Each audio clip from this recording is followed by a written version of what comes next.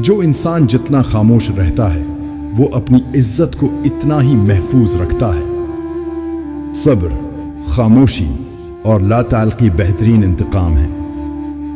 खामोशी एक अजीम नियमत है, बिलखुसूस इस मकाम पर जहां इख्तिलाफ ज्यादा, आवाजें बुलंद, इल्म की कमी और दलील की कोई औकात ना हो। खामोशी बहुत कुछ कहती है, कान लगाकर नहीं, दिल लगाकर सुनो। किसी के साथ लड़ना झगड़ना इंसान के वकार में कमी लाता है। लोगों को अपनी खामोशी से डराओ।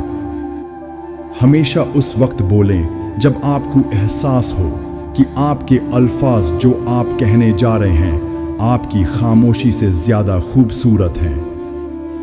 खामोशी एक बेहतरीन आदत है, खासकर तब जब आप जाहलों में गिरे हों। तुम जितना ज्यादा खामोश रहोगे इतना ज्यादा सुनने के काबिल होगे। खामोशी से मेहनत करो, क्योंकि मेहनत का शोर नहीं होता, नतीजा खुद शोर मचाता है। खामोशी से इबादत करो।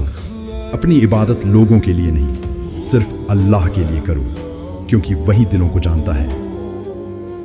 खामोशी से सदका करो। खामोशी से किसी की मदद करो, किसी की इज्जत बचाओ, किसी की जरूरत पूरी करो, क्योंकि जब नेकी शोर करती है तो वो नेकी नहीं रहती, नुमाइश बन जाती है। खामोशी से अपनी इस्लाह करो। दुनिया बदलने से पहले खुद को खामोशी से बदलना सीखो।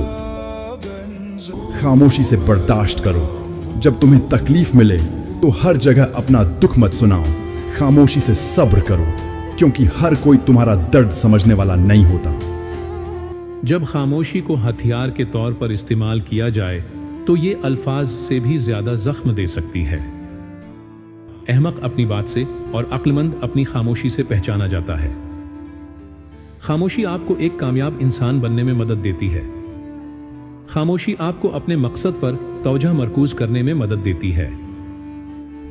खामोश रहना बहुत मुश्किल है, लेकिन खामोशी बहुत बेहतरीन इंतकाम है।